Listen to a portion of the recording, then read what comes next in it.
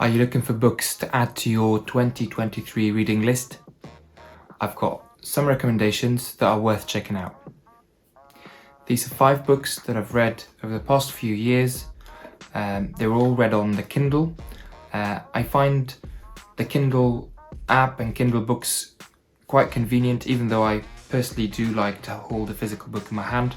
But for instances like traveling, it's easier to download multiple books on the Kindle as opposed to filling my rucksack with physical books. Also for things like creating content based on books, which I'm trying to do now, Kindle allows you to sync your highlights and export them to your note-taking software. Here is 5 books that I think are worth reading if you're looking for additions to your reading list in 2023.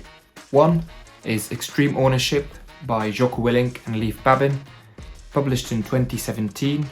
Genre is self-help. I rate this as 4.5 stars out of 5.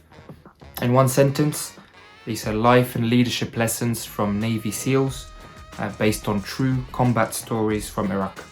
I've recently released a video based on that book. You can check that in the link above. 2 is War Doctor by David Nott. It's an autobiography or a memoir published in 2019. It's based on David Nott, who's a UK-based surgeon's memoirs from his time in humanitarian medicine in war-torn countries. Harrowing stories and a very, very interesting read. I rate this as 5 out of 5. 3, Atomic Habits by James Clear, very popular, especially on YouTube and among influencers, published in 2018. It's a self-help book, gives you the science behind habit formation and how to harness that to build successful habits in your life. 4, Confessions of an Air Ambulance Doctor by Dr. Tony Bleetman.